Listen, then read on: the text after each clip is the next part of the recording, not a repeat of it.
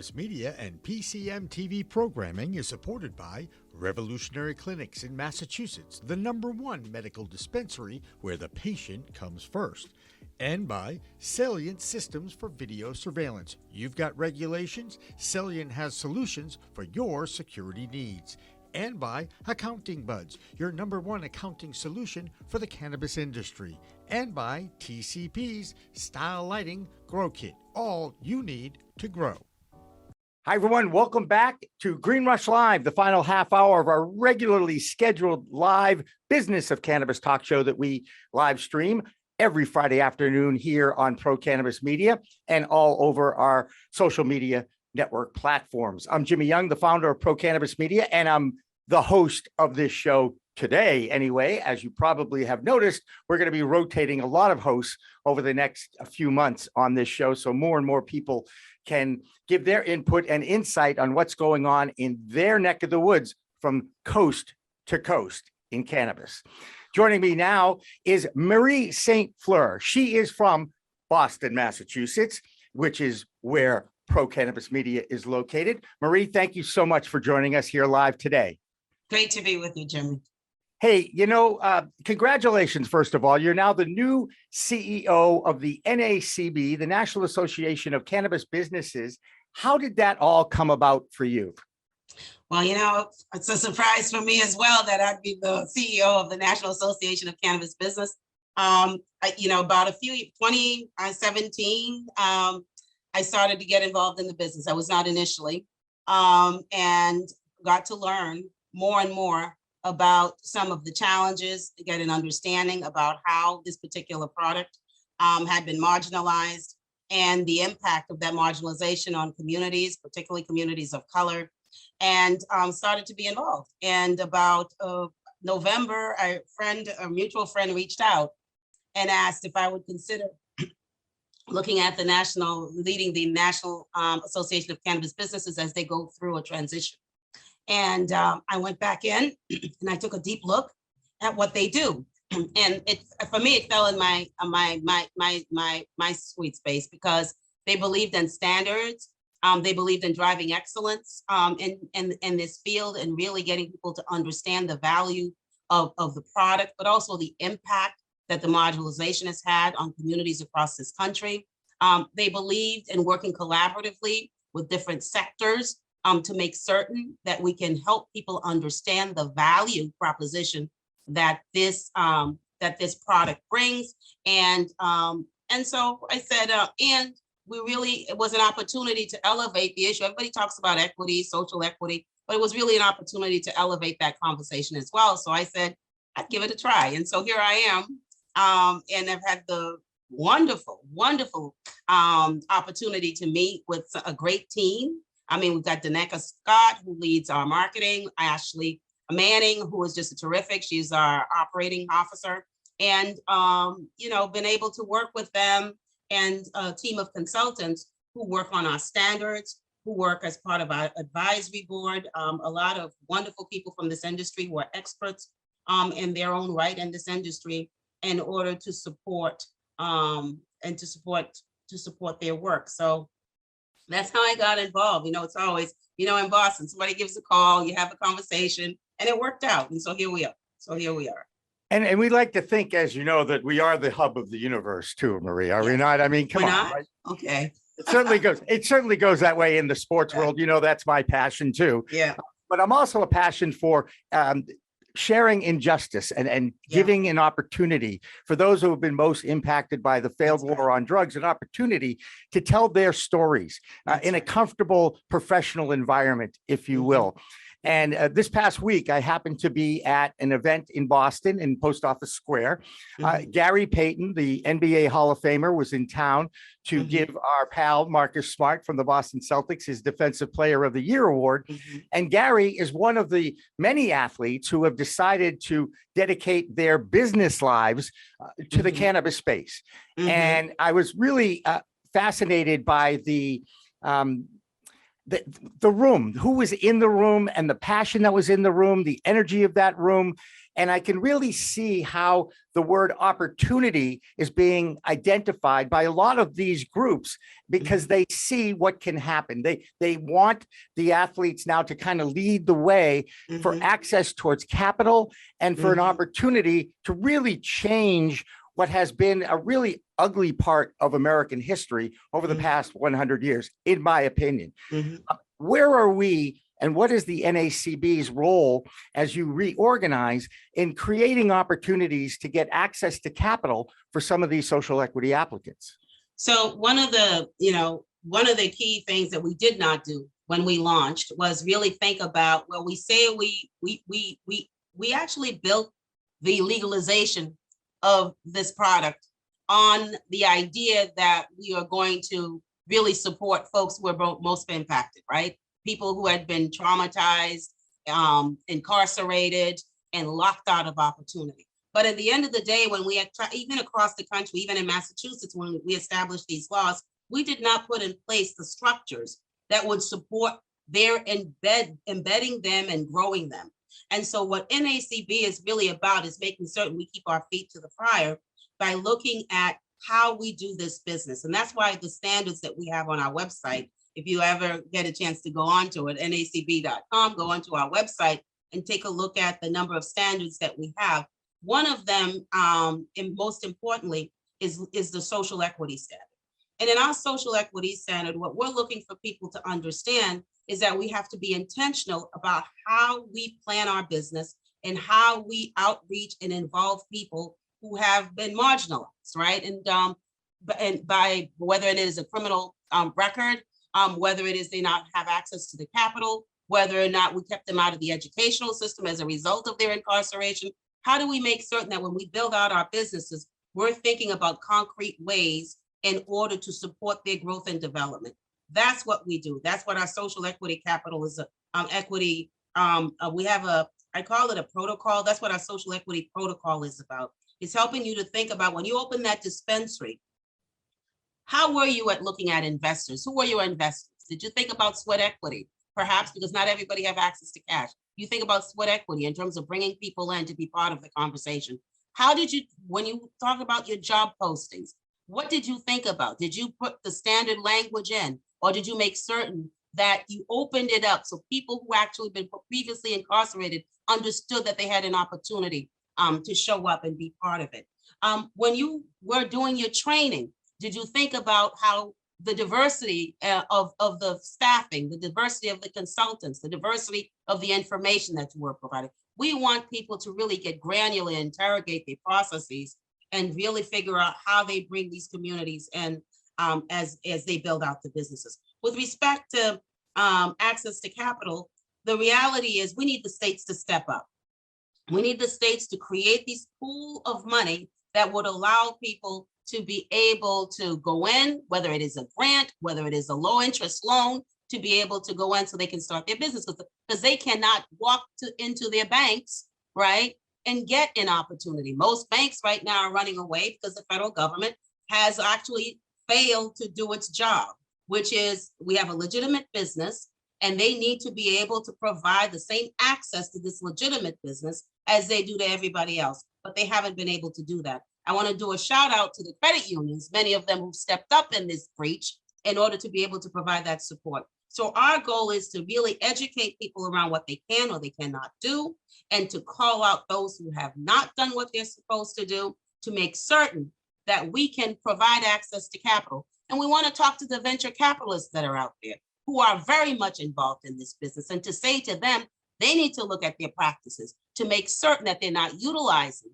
this community in order to achieve their end games, and not really make certain that they're part of the process and can actually celebrate and be and enjoy the fruits of this industry. And there are people out there that are doing it. And I think the sports folks who are involved, I actually have a friend who was a former NFL player who actually has made this, who is really much involved, kid who grew up in Malden and went to BC and sees that and understands personally how this this product helps him personally, but the opportunity that it can create for young folks of color. And he's willing to put his time, his name, and his money behind it to support a young individual and their growth and development. We need more people to do that. Until the banks step up, until governments step up, we need more people to do that. Do you want to share his name? Well, I don't think Gosder would mind. Okay, all right, that's fine. I could go back and find that out myself. That's okay. But I did know you did say one thing that you did say one thing that piqued my interest, because I know your background. You spent 11 years in the Massachusetts state legislature as a representative. You know how challenging it is to be an elected official and actually try to get things done amongst your peers. Okay, I'm going to throw that out. I recognize how challenging that is. Okay, that being said, you immediately said that our federal government has failed. And one of the things that I talk about all the time is not only has it failed, but our system now is being exposed for inconsistencies in cannabis laws. Clarence Thomas, the Supreme Court judge, called out the fact that, hey, there's a big difference between what's going on the federal level and the state level. We've got to do something about this. I give him a lot of credit for making that statement back. I think it was last summer when he did that. But here we are, and we're back looking at the U.S. Senate, and they don't look anything like our nation anymore. No, this they don't. Really bothers me as a citizen. How are we ever going to really break up the gridlock that is apparent in Washington, D.C. with the failure of this two-party system right now, because it isn't working, is it? No, it's not working. And unfortunately, both parties are culpable. And because we stood back and allowed our country to be gerrymandered, so that the regular citizens do not see their mutual interest. So we've really resegregated many of our districts based upon ideology. Whereas, and that is the direct result of our redistricting processes. And I think it's really going to come. I mean, Joe Citizen has to understand the government is ours, and that we send representatives there to do our bidding, and they are our voice, and we are a representative democracy. I think the only way this is going to change is the people begin to push back about the way that their democracy is being hijacked. And we've been doing that. And I think you saw this past summer, and even throughout COVID, our people have stepped out, whether it was on the Black Lives Matter issue, whether it was one of the financial crisis issues. People have been stepping out to say no more. This is our democracy. And I want people to continue to do that. And we need to continue to provide information. We need to continue to call, email, show up, and let people know that this is our democracy and we expect them to function differently. And then we need to vote. We need to vote. We need to vote. And so in those places where they've tried to compromise our voices by redistricting us so that we cannot see, talk, learn, or hear each other, then we need to be able to vote in huge numbers in order to overcome the paralysis that exists in Washington right now. It really is in our hands. I don't expect it to come from those sitting in office at the moment. It's in the hands of the people. Right. Well, we'd like to get term limits in place too. That would be helpful to kind of turn over the Senate so it has a chance. So you and I are gonna have a little disagreement on this term limit thing. I think that's what, Jimmy, I think term limits comes up every 2 years and every 4 years. I believe that. But we as Joe Citizen have to get up off our duff and show up. And if we don't want them there, get them out. And so that to me is because we do need some longevity, because in some of the places where we've had term limits, take a look at Michigan, take a look at a couple of places where we've had term limits, that brutal turnover as actually having a negative impact. And so, so that's the only thing I'm going to say. There has to be some gradual transition. So I believe there is term limits, and it's every 2 years and every 4 years. And we need to, we need to step up, and all the community activists and everybody else, we need to keep pushing that agenda to make certain people show up. Hey, call me crazy, but every state has 2 Senate positions, right? Yes. Why don't we just make term limits at least on one of those 2 seats? I'm just throwing that out there as an idea, okay? Yeah. because that means that's a gradual thing. That means That's we're a not going to, gradual. right? Okay. Just throwing it out there as an idea. Good discussion. Good point. I was going to say, you can take it, do whatever you want with it. Good point for Let's discussion. go back. Let's come back to Massachusetts just for a second, because here the state legislature actually made some changes to the original set of laws and regulations about 2 weeks ago. Yeah. And part of that obviously was making changes so that more and more people could have access to these licenses and not, kind of bankrupt themselves, just getting themselves in position to file an application and go through all the rigmarole that it takes to actually open your doors in this business. Are you happy with what the legislature, the current legislature here in Massachusetts, was able to accomplish? I think it's a good step forward.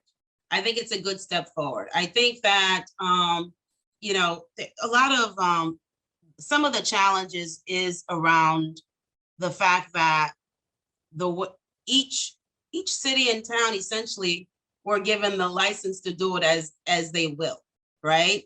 So depending upon which city or town you're going to apply for a license, and the host community agreement might look very different. The agreement process might look very different.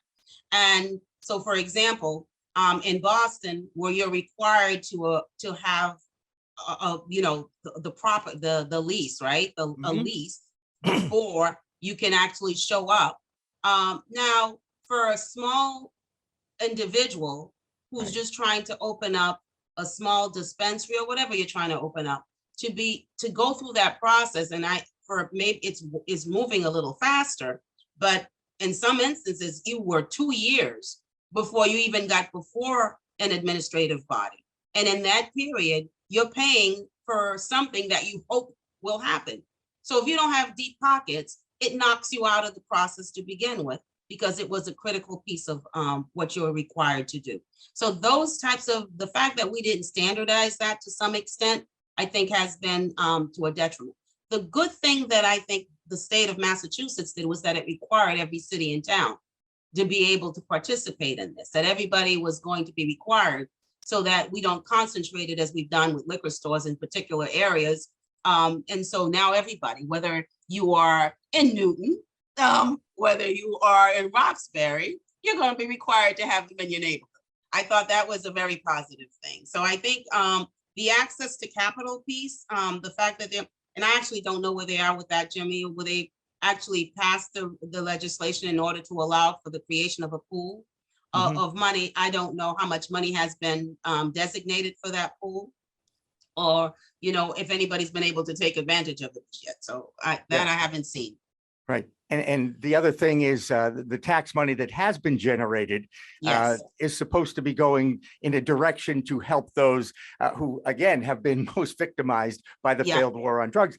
And we haven't seen too much of that just yet, have we? No, we have not. We have not seen that. And there, and to me, if you think about the number, because incarcerations, unfair incarcerations are still happening, whether they were for cannabis. We've got tons of people whose records have not been expunged, and they don't have the dollars in order to be able to do that.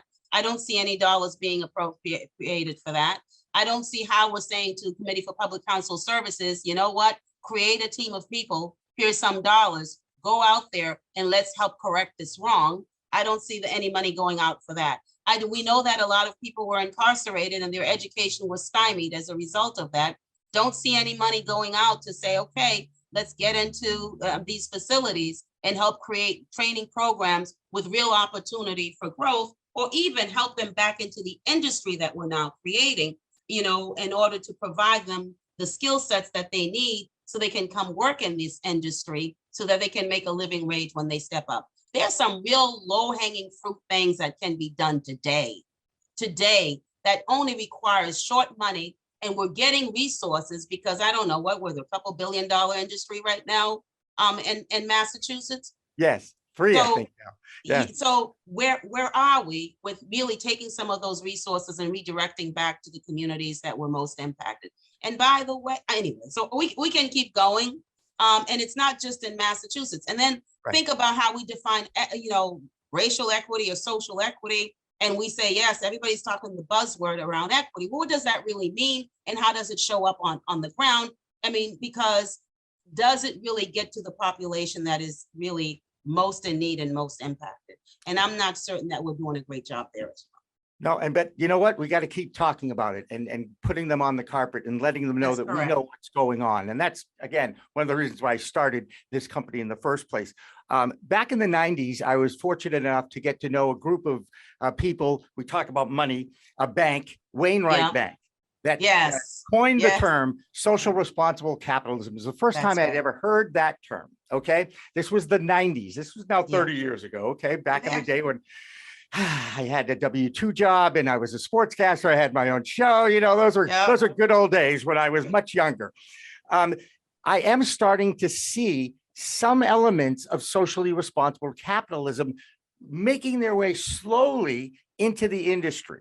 Now, obviously, at a lower level, at a state level, I think you have more of an opportunity to do that. When you start expanding and you get into these multi-state operators, they're all of a sudden being pointed at as the villains in this industry. In my opinion, and I can't wait to hear yours, I think it's an important role that they play because they got the industry going. They're able to put money into it.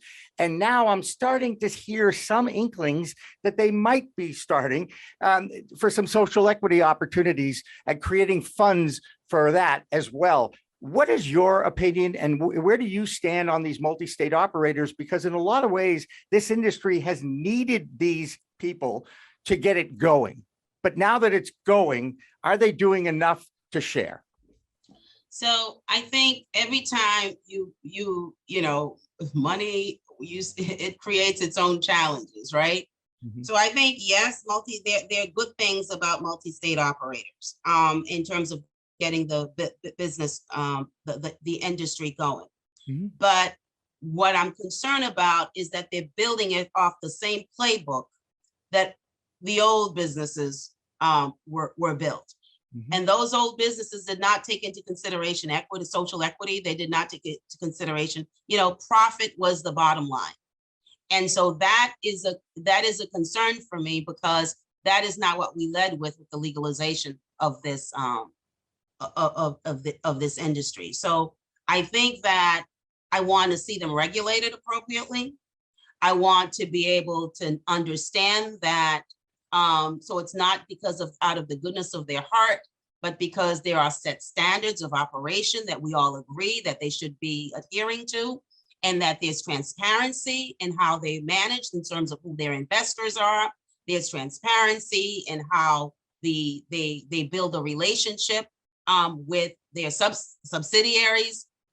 There's transparency in how they engage folks of color, communities of color, and so that the relationship that they have with them is fair and it is not exploitative. I mean, I think those are the things. So while it's good that they got it going, that we need to take a look at the underbelly of that and make certain that it is as transparent and as accountable as possible. And we need to support them when they're doing the great things. And we also need to be able to be there to point out when the challenging things are happening. So yes, it's important, but I also am concerned that we lose some of the uniqueness of this industry. Now, I'm not a consumer, but I understand that there was a soul, there is a soul to this industry as well prior to. And so creating sort of a pharmacy or a sort of environment, clinical environment where you have every box chain type of experience. I think that's a concern to me because then a lot of the human part of this gets lost even on the ground. So the experience for the consumer changes. And so, and I'm hoping that some of that doesn't get lost. The human part of this, the connectivity part of this, the uniqueness part of this doesn't get lost as we become more standardized and just become, you know, I don't want to use another pharmacy chain, so to speak. So we all look the same and behave the same. Yeah, that'd be a nice thought. I do know this, you guys at the NACB are actually doing a webinar, which is a talk show online, basically, is kind of what we do here on a regular basis. On April 28th at 6 p.m. Eastern time, it's called The Spirit of Legacy, Acknowledging the Resilience of Our Past and Embracing Our Future. And your keynote is I would call Andrew DeAngelo's a friend of the pro cannabis media family, since he's been on with us a few times. He's your keynote. You have others that are going to be taking part in this. What's the purpose of this webinar? And by the way, it is free, isn't it, Marie? Yes, it is. It's free, and we want everybody to come. We want everybody to come. So if you can go on our website, you can click the link and please register. And so it is really around celebrating legacy, because we are all, if I am enjoying the fruits of this industry today, it is because a number of people took the risk and were willing to stand up and fight, even before I believed. They were willing to stand up and fight for the legalization of this industry. And we use the pain, the intellect, the skill, and the labor of that group, their activism, in order today for us to be talking about a $30 billion industry in the United States today. So we need to go back and really continue to stay rooted in how we got here and understand that we were trying to build an industry, a system where you can actually make money that was equitable. And what I mean by equitable is that we recognize that not all people start at the same start line, and that some people need some support in order to get to that start line so that they can be able to move forward. And in order to do that, we need to be able to provide the skills, the support that is, and the capital that is necessary for them to be able to do that. So that is what the Spirit of Legacy is about, is to really harken back to how this got started, so that we don't forget, and to understand that there are millions of Americans today who are still suffering from the scourge of this war on drugs that has impacted them individually. It has impacted their families and their children, and it has impacted their communities. And we must remember that. So when we talk about the $30 billion business in the United States, we need to think about how that reinvestment happened so that we can rebuild the communities that were destroyed by that war. We can rebuild and support the families and the children, and we can actually support the businesses. So that is what that is about. And people are going to tell their stories. Andrew's going to tell his story that talks about his transition to legalization. And we have Christine, who will also be able to tell her story. I think that we're going to get Kelly Perez, Cannabis Doing Good, is going to be there with us as well. Ernest Tony. So we have a number of panelists. They're going to be panels for us who are going to be able to tell their story, what they're doing today to enhance the quality of this industry, and some real concrete steps for us to be able to take. Because I'm a firm believer that it's our agency that will lead to the change that we want to see. And so that means that each of us have an obligation to do something. And so at the end of that conversation, you will be given some concrete things that you can do. And I'm going to ask you to point inward, because I always say, start with me. What can I do before you start pointing out? So I can actually talk about the federal government all I want. I can actually talk about the Massachusetts government all I want. But at the end of the day, I have to say, Marie, what are you doing? What are you doing? Because in the space that I stand, I can do something today. And that might mean that I share the cash standards. We have the standards on cash standards, cash management standards. I share it with you so that you can understand what your hiring protocol need to be, how you're supposed to manage your people, how you're supposed to protect, care, transfer that cash until we get the day that we have access to the kind of banking that we deserve. We need to be able to manage that cash, secure it appropriately. So I can tell you that is what it is, and I can help you if I have that skill set to support you in being able to do that. Those are the minimal things that we can do. If I have the skill set and social equity and want you to be able to help you set up what your program is going to look like, whether it is your delivery program or whether it is you're going to be your dispensary program, maybe then I can share that information with you so we can begin to embed some of those social equity standards within your documents, and then help you in your practice to be able to implement them. Those are the things that we're trying to do.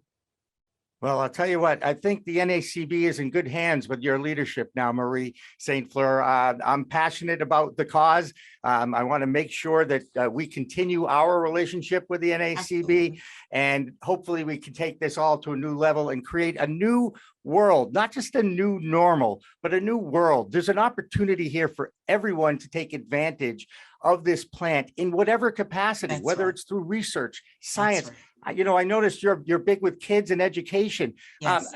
Obviously, this is the future. These are our That's right. future. That is our future, is that next generation.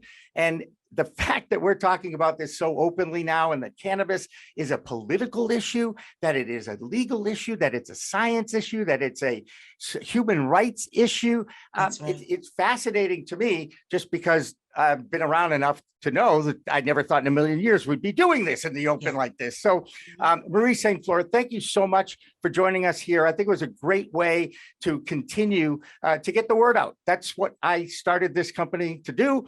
We continue to do that. We look forward to working with the NACB in the future. Jimmy, thank you so much. Thank you so much for inviting us to be here. So I'm expecting to see you on the 28th, 6 p.m. Go to our website, please, and click and register. And we want to hear from you. We have an opportunity with this product, with this industry, to believe that, yes, you can do good and you can actually make money as well. And we can create the systems to really make it accessible for everybody to be able to do well. We have an obligation, we have an opportunity to do that. And Jimmy, I'm so glad to be able to connect with you today. And I thank you for this time. Absolutely. That'll wrap up a Green Rush Live for Friday afternoon. Remember, it's a whole new world of weed out there. I'm Jimmy Young, the founder of Pro Cannabis Media, for everybody in the PCM family. Thanks for watching. Thanks for listening.